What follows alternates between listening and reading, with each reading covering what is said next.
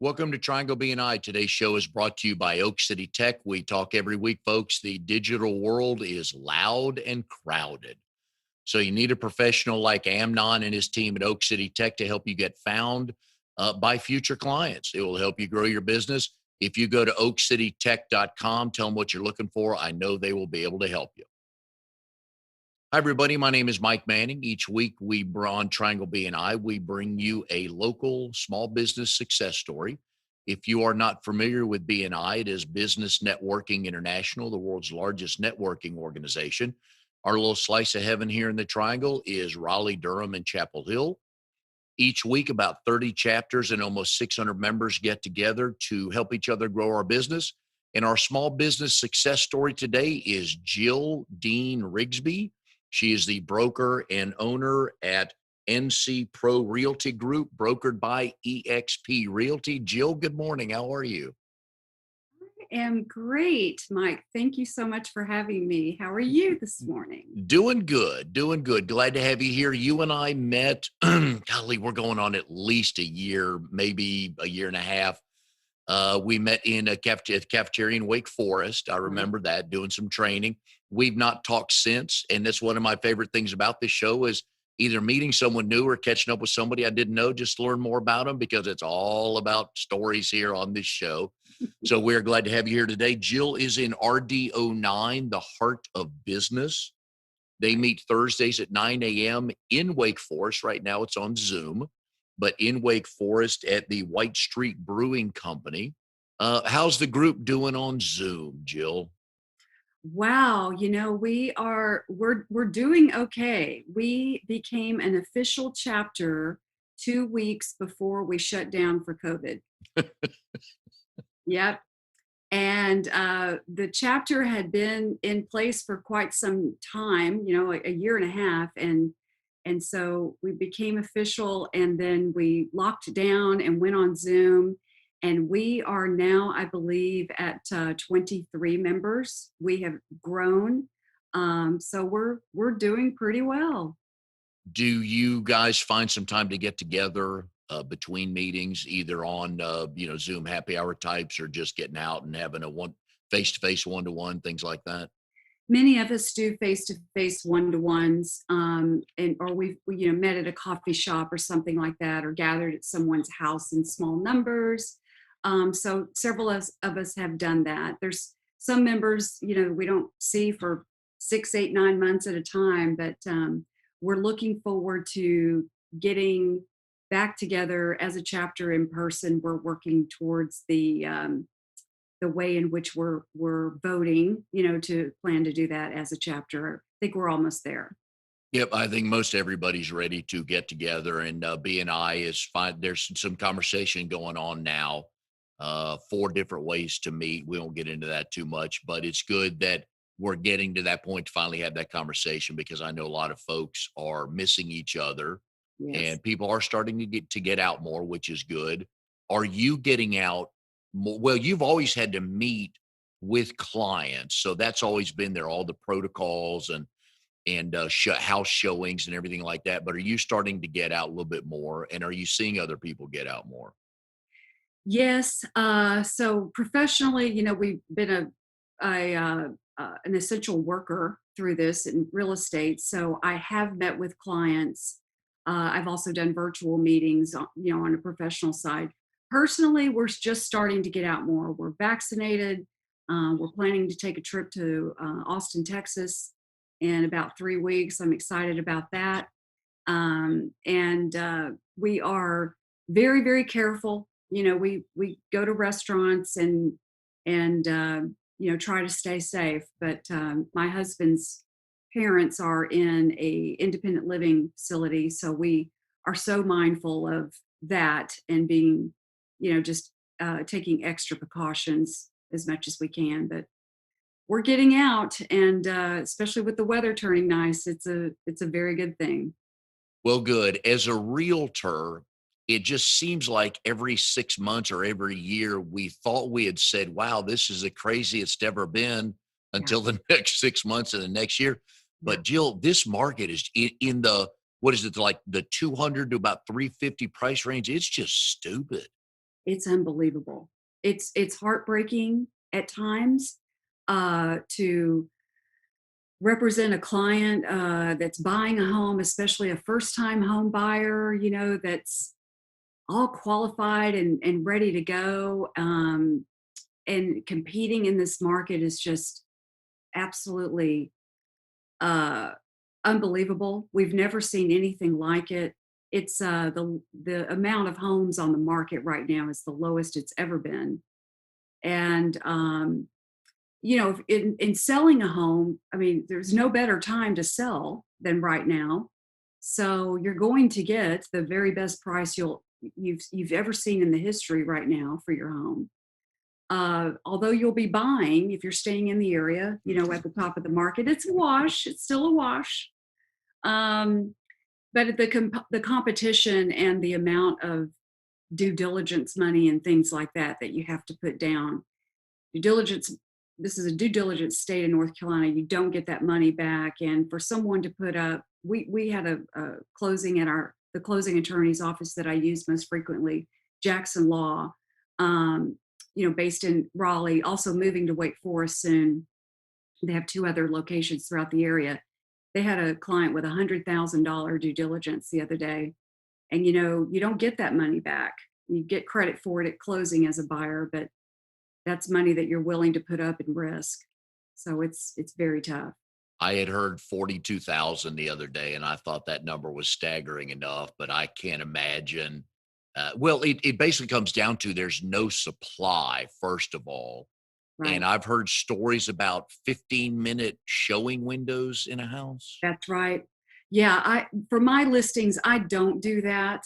There's just no way. I feel like there will be overlap, people trying to run in and out. So the overlap is risky, from a health perspective. So I don't do 15-minute showings, but I've been on the buyer side and experienced that with my buyers. And they do make decisions in 15 minutes. They do make decisions on buying a house also sight unseen, not even seeing it. Um, so that's these coming soon homes that you might see on the market is a marketing, uh, plan that a lot of realtors use to say to the market, hey, this home is going to come on the market soon, get ready. And many of those homes sell before they even get on the market. So, and that's a sight unseen because you're not allowed as a agent or a buyer to see the home when it's in that status. You're not allowed to. It's the rules of our multiple listing service. It is unreal what people go through to find the house they want. So we always like to educate on the show. So some tips for buyers who find the house they really want and there's really no second choice because there's nothing else that wowed them. So what are some things they can do, Jill, because you never guarantee you can get the house, but what are some things they can do to make their chances better of getting the house they want? Sure. So, number one, don't have a house you have to sell in order to buy the house. Be financially prepared to buy that house regardless of whether or not you sell your current home if you have one. Contingent offers are just not considered in most cases right now. Number two, have cash on hand. As I mentioned, $100,000 is a bit out there, but have 30, 40, $50,000 on hand, depending upon your price range. If you're looking at a house under 250, have 10 to $15,000 on hand, ready for due diligence and earnest money. And when a home comes in coming soon or comes active on the market, run as fast as you can with your agent to that house. Work with a very qualified agent that knows how to book the showings when they come available. Because if you miss the boat, sometimes in 20 minutes you can't book a showing for that house, and it will go under contract and you've already missed it just by not being able to see it if you're not on top of it. Are So you to the point where you have to walk in the house? If your buyer really likes everything they've seen prior to walking in the house, are you walking in the house with a contract ready to leave it? well, we can't leave the contract there, but I'm walking with the contract, hand writing them sometimes. Okay. Normally I would say, okay, I'll go back to the office and write up the contract and send it in. And that may take me an hour, to do that, depending upon where the location is of the house. And that's sometimes too risky. An hour is too long to wait. And So we when walk it you're through. walking, yeah, so when you're walking through the house, writing down everything, can you literally then hand it to the seller's agent before you leave? Well, the seller's agent is not present Okay. most of the time. I've never seen a seller's agent present, but I can leave there and go take it, deliver it, hand deliver it, or run back, scan it, send it in. Um, there's all kinds of things that we're doing. Thinking outside of the box Yeah. is the key right now. Is there an advantage to building in that price range? There can be. The new construction is what we're seeing there is plywood, for example, in building a home last year was $7 a sheet, and now it's $47 a sheet. And so the cost of building materials and commodities have went sky high due to lack of inventory of those products because of COVID and plants that have shut down or are on limited staff. So, like resale, you will typically buy a new construction home and pay more money than you've paid. But the beauty of buying new construction is that you can sell your home. It'll usually allow you time to do that and have that liquid cash. But builders are also now just building a spec home without allowing buyers to pick their own countertops and paint colors and flooring and all the things that you love to do when you buy new construction. They're doing all that for you and saying, take it or leave it. And some are up for the highest bid. They'll build a spec home and say, up for the highest bid, or if you want this house, you can take it, but we can't tell you what the final price will be until 60 days before closing. One thing I have learned from the wonderful realtors in the triangle, and this is no indictment on builders, they have their business model. But even if you are building a house, please go find a realtor not associated with the builder, because the builder's realtor works for the builder as they should.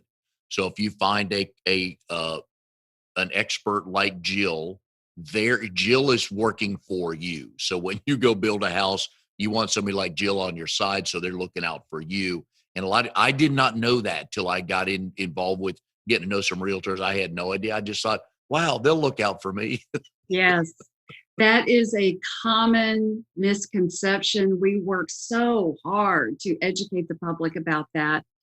I love my builder rep friends and colleagues. I depend on them as well for information. They represent as an advocate for the builder. Their fiduciary responsibility is to get the most money they can for the builder. And they don't discount the price just because you might not be using a realtor. They do not. So it's very important to have your own advocate. We can negotiate things like fences, appliances, blinds sometimes that you might not even think about. And we have knowledge about that community, that particular builder.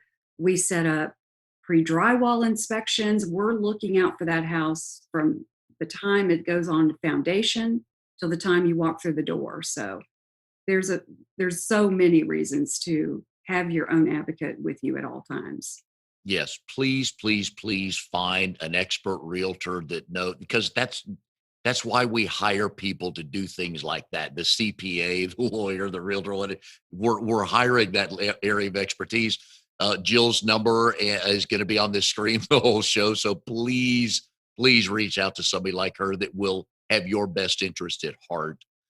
Because like I said, I did not know that beforehand, and it's good information to know. because the builder's realtor is working for the builder as they should. Yes. That's their business model. Your business model as, John and Joan Smith Inc. should be, let's get Jill on our side to make sure our business runs well. Yes. So please do that. We are here with Jill Dean Rigsbee, broker owner at NC Pro Realty Group, powered by eXp Realty. Today's show is brought to you by Oak City Tech. One of the things you can get from Oak City Tech, folks, is an email campaign. Do people know what you do and where to find you? An email campaign will help them learn more about you. It's pretty easy to set up, not difficult, but again, you want it in the hands of experts. So when you meet new people, this will help you keep in contact with current clients and future clients. They'll be able to help you with that. Go to oakcitytech.com. Tell Drago that we said hi. All right, Jill, I love doing research on guests coming up, and here's our biggest and best connection. We both got married in Austin, Texas. Oh my goodness gracious. Now, let me date this a little bit.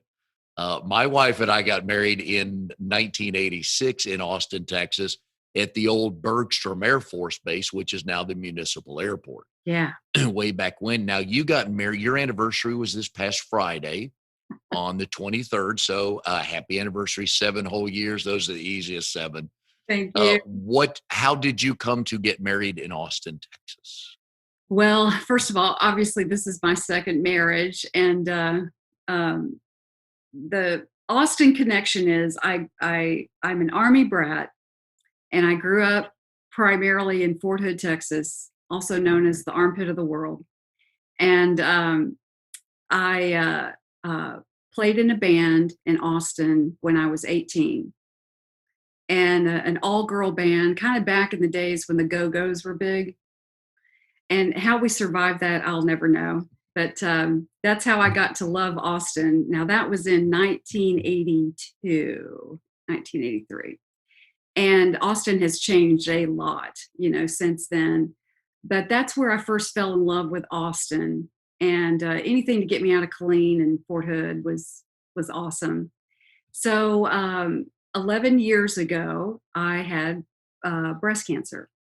And I began to go to Austin for my cancerversary every year.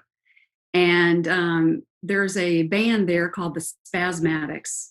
And they play Wednesday nights at Cedar Street Courtyard. And they're an 80s cover band. And they look really weird. And I fell in love with them. And so I would go fly into Austin on a Wednesday and come home on a Saturday for the Spasmatics. So when I met my husband, he started to go with me. And when we got engaged and decided, well, we would get married, he's from Durham. And we knew if we got married here locally, we'd have 300 people we'd have to invite. And we just did not want to do that. And we felt like, it was a good idea to have a destination wedding. So we found Chapel Dulcinea near Salt Lick Barbecue in Austin, which is beautiful outdoor chapel and free. And we got married on a Wednesday night and had our reception at Moonshine Patio Bar and Grill, and then went to see the Spasmatics. And we typically go every April. We didn't go last year because of COVID, obviously. And we just got our second vaccine the other day. So we're going to take off again May 12th and go back to Austin. Very good. My wife moved there in 82. She graduated from what was Southwest Texas. It's now Texas State. She is not happy about that name change, but that's another show. And I moved there in 83. I went to work at the University of Texas in the women's athletic department doing sports information. Mm-hmm. And we lived there, I think, till 88. Our oldest son, named Travis, go figure. Oh, Travis Downey. Yeah. Becky and I met at the Oasis restaurant. Oh, okay. Yeah. And the food in Austin, Texas, folks, if you've never been there, please go. Our favorite is the Oasis, but our favorite restaurant is Kirby Lane. Kirby Lane. I'll have to check that out. We would always go do breakfast there, and they give you an omelet this size and 2 waffles that go with the omelet that size. And I was 22 when I moved there. So I'm like, this is heaven, right? Heaven. Yeah. Yeah. And then Matt's El Rancho. for Tex-Mex food. Yeah. Okay, okay. Yeah. Well, Chewy's was the first, Yes. first place Chewy's was. It's so crazy to see it here in the Raleigh area now. It's at North Hills and Yep.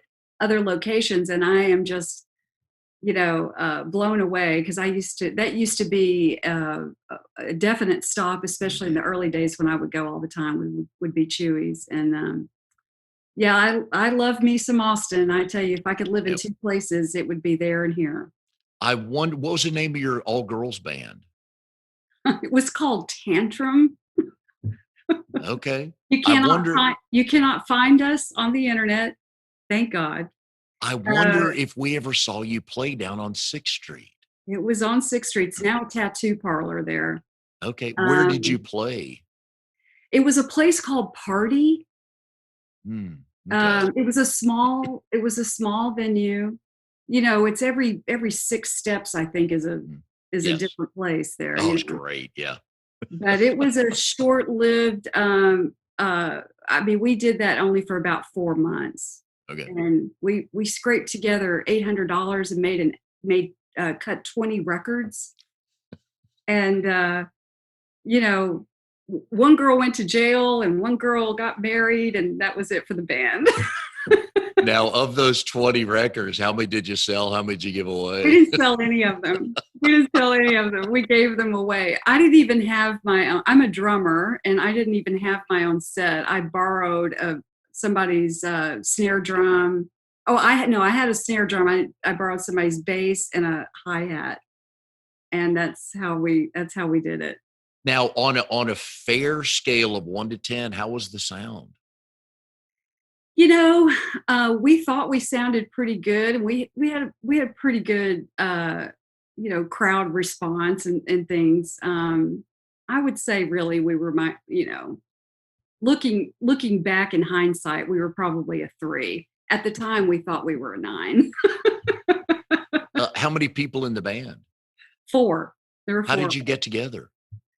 Uh, there were 2 girls in Killeen that I knew. Not that and I didn't even go to school with them. I just knew them from hanging out with other bands. And one girl was in Austin, and one girl came up from Lubbock. Long way. Yeah, my wife is an Air Force brat, and her dad was a weather wing commander, and they spent time at a couple Army bases. So they did spend time at Fort Hood for Yeah, about a year. So yeah. at Copper's Cove, Oh, isn't that near Copper's Cove. there? Yeah, Yeah, yeah. we lived in Copper's Cove for a short time, and I Yep. was there from 4th grade through high school. Oh my, yeah, Mhm. yeah. Yeah. That's Except for so good. one year my dad went to Korea for a year. We went back home to Tennessee for that one year in 7th grade. But other than Yeah. that, I was there the whole time.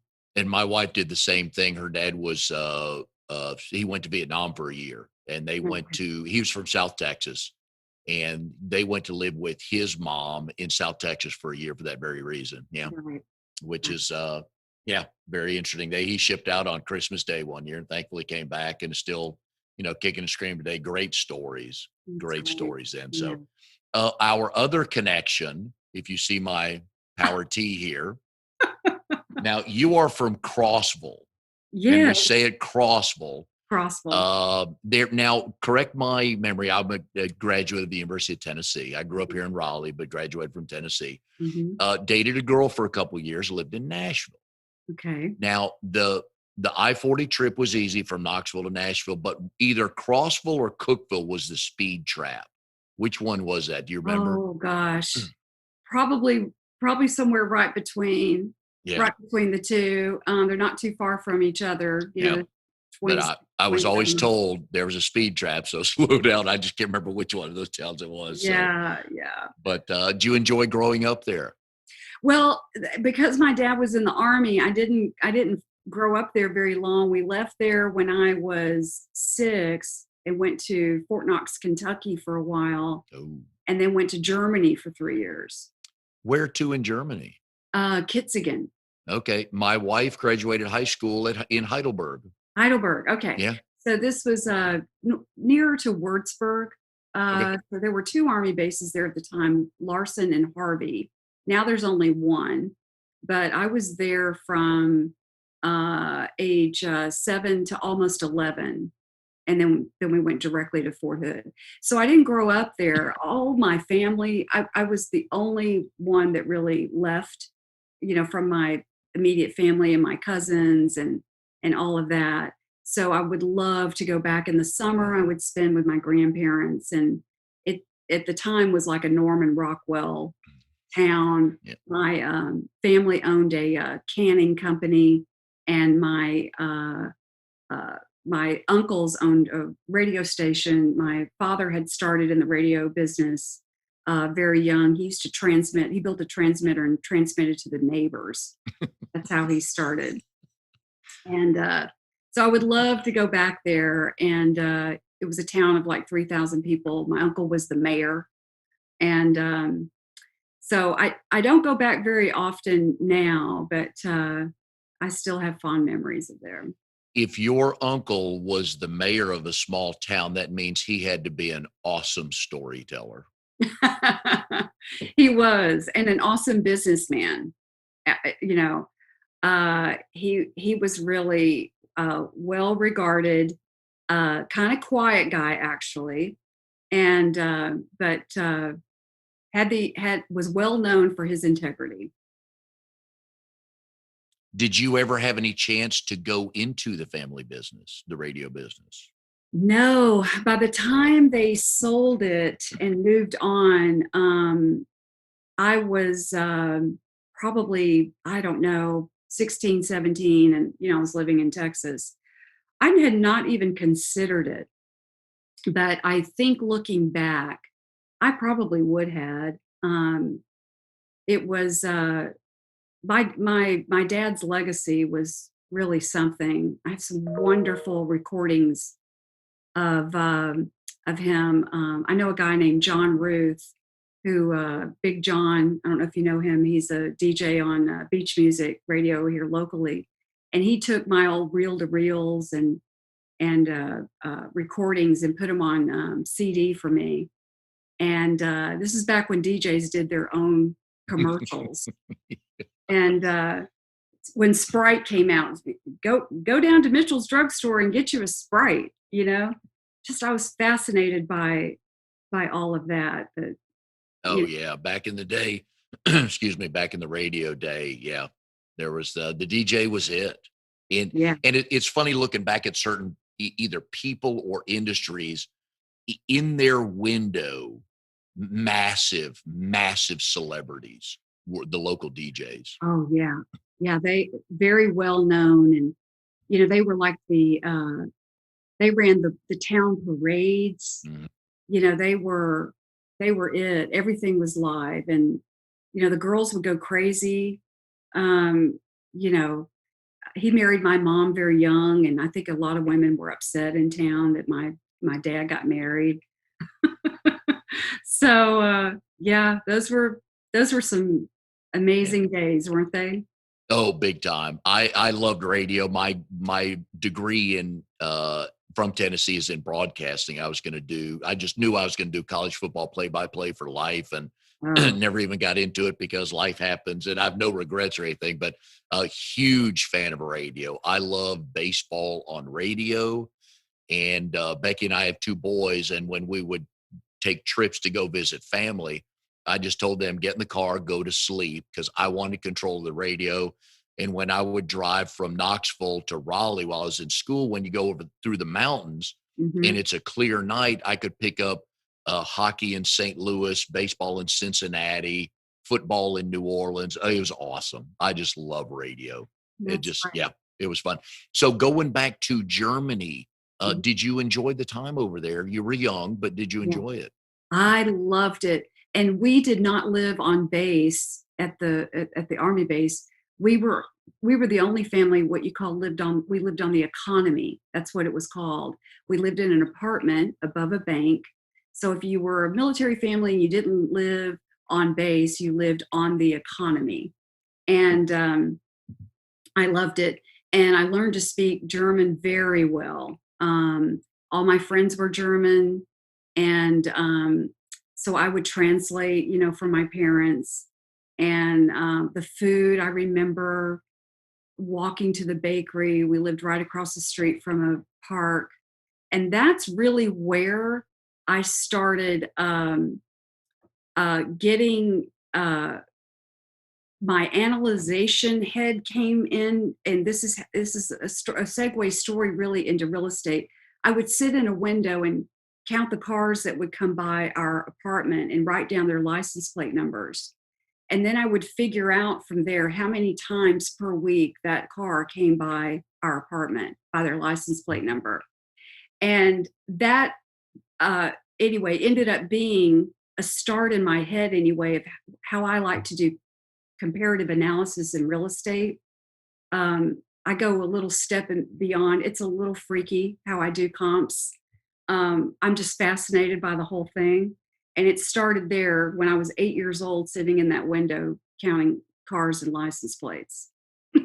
I always enjoy firsts on the show, and Jill, that is a That's the first. I've never first. had anybody on here that did that. I like that a lot because it'll probably help us roll into something here in a second. We are here with Jill Dean Rigsbee, broker owner of North Carolina Pro Realty Group, brokered by EXP Realty. Jill is in RDO 9. They meet Thursday mornings at 9 a.m. In Wake Forest. Right now it's by Zoom, but hopefully shortly some sort of in-person meeting again. So if you're in the Wake Forest area, want to meet some good small business owners in a chapter that's growing, please go see them. Today's show is brought to you by Oak City Tech. You need a website, folks. The business card is gone these days. When people meet you, first place they go usually is check out your website to see if you're legit. So if you don't have a website, they're going to think, I just met somebody told me all this stuff and their company doesn't even exist. You don't need a ton of bells and whistles on a website, but you need a place for people to go to understand what your business is about, to learn more about you. So go to oakcitytech.com. They will be able to help you do that. All right, Jill. Another one of the reasons why I enjoy BNI, first of all, it's taught me to shop local. Yes. I have my banker's cell phone number. I have my insurance person's cell phone number. Not a problem. I also love the people in BNI for all the other things they do. And Mhm. you have another company. It is called Ideal Hospitality Procurement Group. Did I get that correct? You did. All Yes. right. Yes. Um, please explain a little bit on that because here's what I know reading, doing some research. It's hospitality procurement consulting, and you help businesses with hotel products. Right. So, Tell us a little bit about that and how that got started. I spent 35 years in the hospitality industry. I've had my real estate license for 8 years, but I was in that business for a long time. And I've always stayed involved in the business.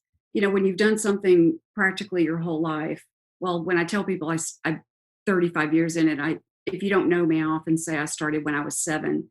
If you're doing math, but so I when I left the company I had been with for 16 years, which was Avendra. Avendra was formed by Marriott, Hyatt, Club Corp, Fairmont Hotels, and they combined all their purchasing, everything the hotels buy, food, room operations, amenities, engineering supplies, and created a leveraged buying program. And my plan was to do real estate full time for a long time. But as I mentioned, I had had breast cancer, and I had a hard time leaving my health insurance and taking that leap until I was done with some medication treatment that I was on. So when that time came, I left and went full time into real estate. But that business was all up and running and under a different name. So we help hotels optimize their buying, how they buy, and we help companies that have a product that's suitable for hotels to purchase. That's something that's innovative and fresh in the market. We help them get it in front of the right people at hotels. So I have a team that kind of runs all of that. Can you give us an idea of a couple of products that are now in hotels that you help broker the deal for? Sure. So there's a technology company that is a that allows consumers, when you make a hotel reservation, instead of giving that hotel your credit card number, which you always do, by the way, the payment goes through this technology, and it's encrypted in the hotel and the brand, whatever brand it is. It could be Marriott or Hyatt or Sheraton or any brand. They never see your credit card number. So all these fraud things that happen where your credit card numbers are hacked into by these hackers. This happens to multi-billion-dollar companies all the time. This helps to stop that, and it helps hotels to limit the chargebacks that they get. So our company helps to put that product out to the hospitality industry. Now, you're rather close to your CPA based on my intelligence that I've done on this. So we're going to get to that in a second. Mhm. But your husband, Chuck, you guys just celebrated 7 years. One of my favorite questions on the show to ask is, how did you two meet? And do you both tell the story the same way? We do, because it's quite the story. We met, I was in real estate school. And let me just tell you, this was in pre licensing. Uh, Real estate license in North Carolina is the hardest license to get in North America. It's very hard. So I was in school and I got a email from a friend of mine who said, I've been thinking about you and I'd like for you to consider meeting one of my friends. And he sent me a list of 16 guys and a whole bio on each guy, and then a whole nother paragraph on why that guy might be perfect for me. And Wait, so he wrote that paragraph for all 16 people? all 16 of them, Dang. all 16 of them. And when this came through, of course, I'm supposed to be studying, but I see it on my phone come through, and I get enough of a glimpse to know I have got to go to the restroom and read this right now. So I raise my hand, teacher, I have to go to the restroom. I go read it. And after reading all of them, my initial sort of knee jerk reaction was, and I replied to him, I would be interested in meeting Chuck Rigsbee. And 4 days later, Chuck called me and he had stalked me on Facebook and I had stalked him, and we met and had dinner at Bricks, and that's how it started. What was it about the write up of Chuck that made you narrow it down to just Chuck? He said he said about him, he said, Chuck Rigsbee, he said, I call him Chuckles. He said, happiest guy I know. He said, he's been single for a long time. So I think he's pretty happy with that. He goes to church. He said he sings in the church choir, but he didn't. He didn't sing in the church choir. And he said he played tennis or something. And so it was the happy part that got me. I was in the same exact boat. I was single and happy. I owned my house. My son was in college. I was having a great time with my girlfriends. I had already done the dating thing. I didn't love it so much, and I was just going to be single. And that's what happened. And then we got engaged about a year later. So Now, the other question I ask about husband and wife teams that own or run a business together, I only have two questions. They're very simple. What do you talk about at the end of the business day, and who breaks the tie? whew, um, so we try not to talk daily about business. I think he would prefer that we did. He likes to be in the know of everything that's going on, just out of general curiosity, not really for business purposes. And when I'm at the end of my day, I like to shut it down. I like to just be home especially when you work from home. Um, so he sends me my reports monthly. And so we have a monthly meeting on the P&L. He's my no guy. Good. Everybody needs a no guy. Um, so we do it that way, and he tells me, what I'm doing great and what I should work on, and I trust him, and that we keep business to that, and the rest that we talk about is just really like sharing about our day. I uh I agree with you on the no person. And when I do as a consulting director for BNI, when I'm meeting with chapters and we're talking about different things, every time it comes to who should be on the membership committee, I tell them, and I'm a huge Bond fan, so I tell them you have to have a doctor no on membership. Otherwise, the nicest people in the chapter are not good for membership because they just can't say no. They want everybody to come in. Yes. But Yeah, you need that one person that's honest, and when they tell you no, you better believe them and act on it. that's right. That's right. It's a really good point. Yeah. Most CPAs are no guys. Mm. And he doesn't do taxes, my husband. He just does small business accounting. He gets everything ready for the tax guy. So he's very focused on just the P&Ls of a small or medium sized business. He has about 40 clients right now. Okay. Is he working from home as well? He does, but he also goes a couple of days a week to clients' offices on location. So, but other than that, yeah, he works All from right. home. Can you tell me, is there a good reason why one of your dogs is named Ponzi? Oh, yeah. So this is a great story.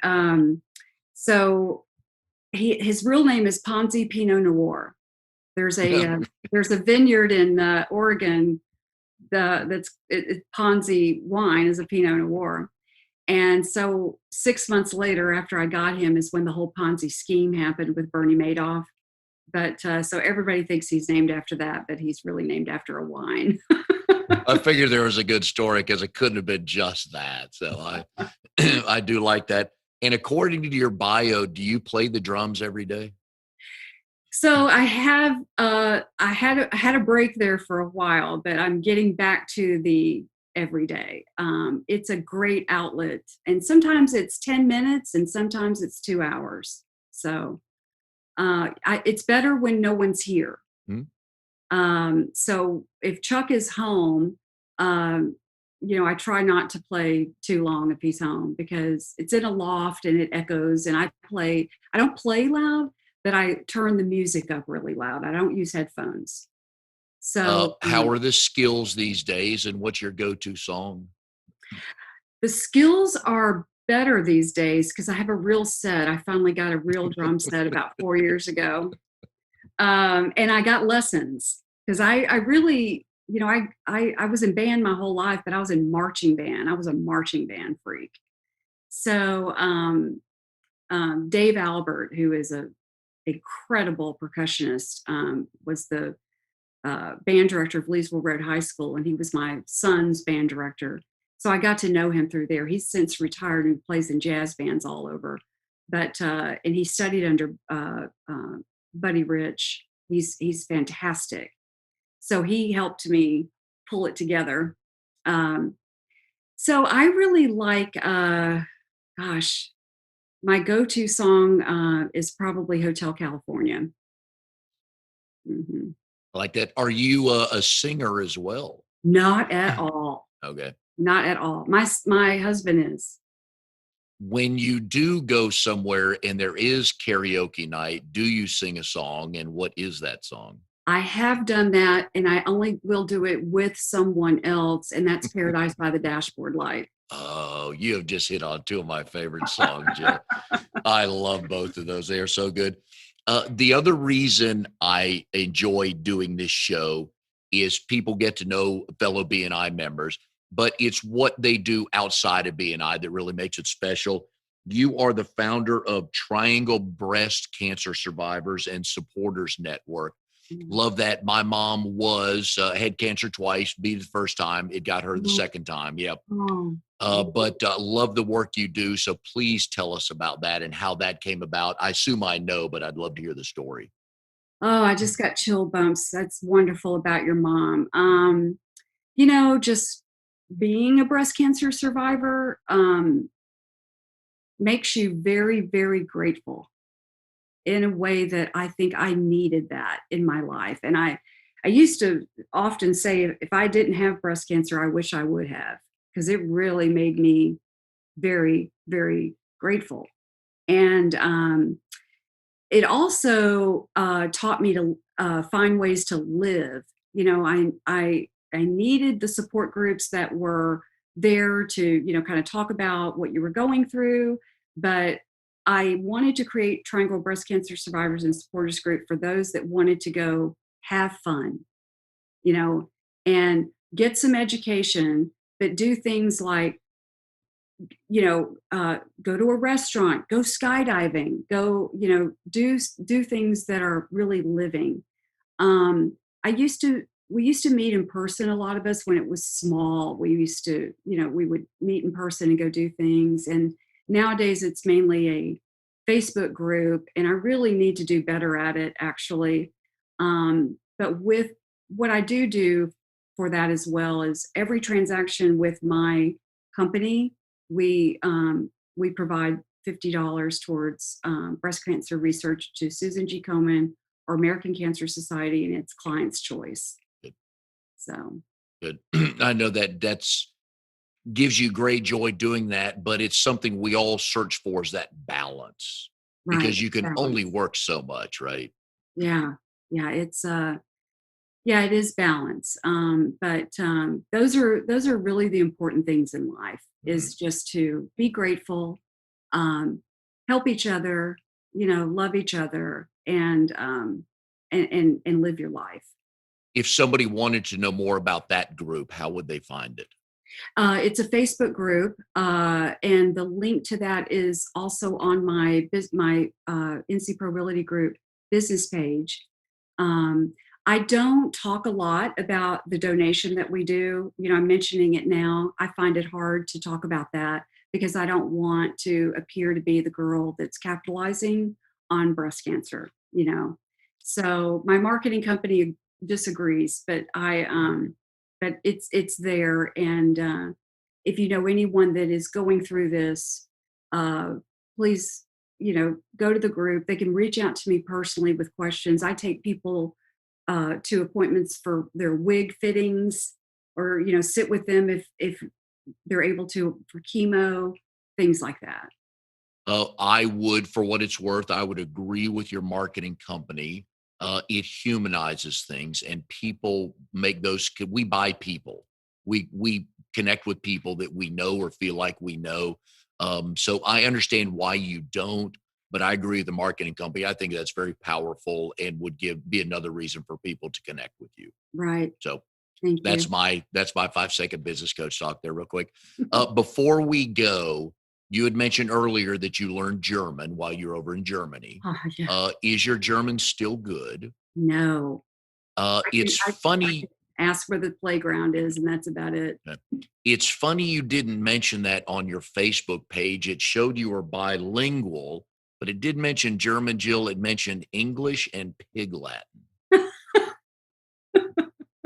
Really? You Yeah. gotta you gotta tell me why Pig Latin's on there. No, didn't we all do Pig Latin when we were younger? Ike May,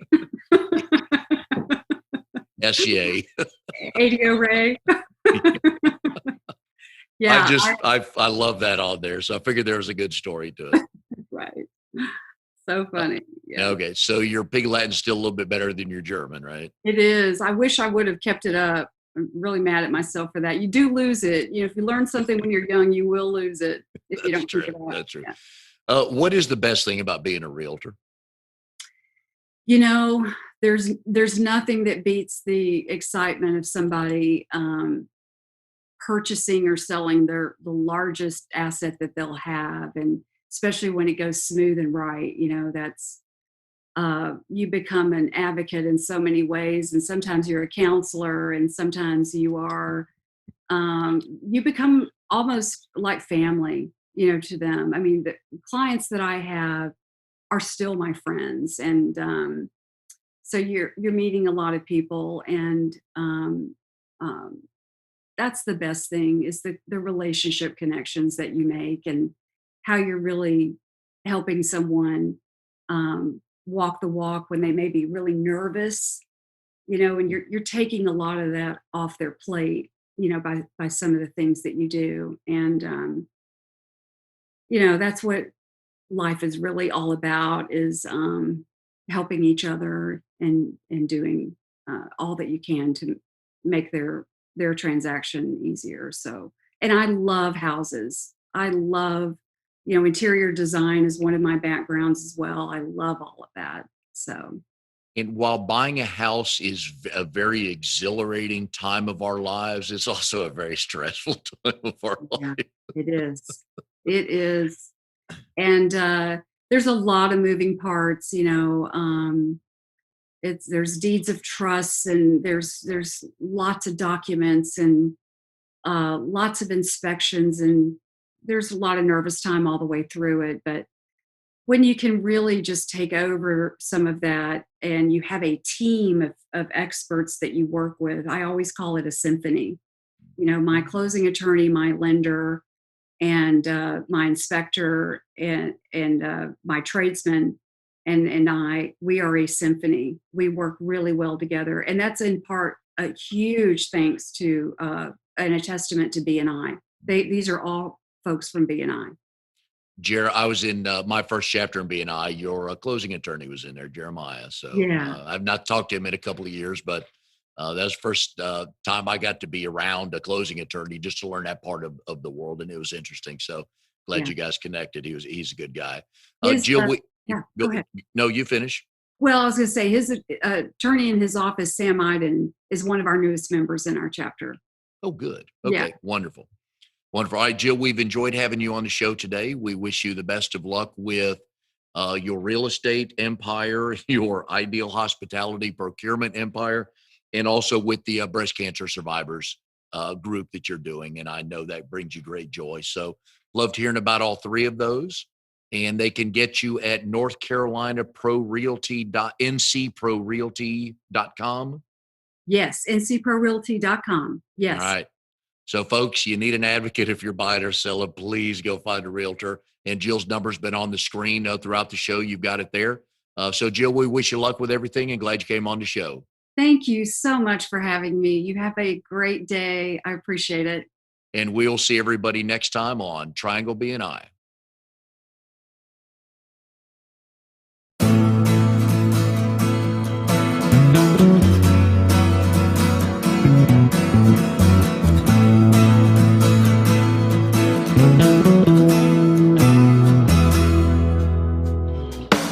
You are tuned to the Nissan Communications Network.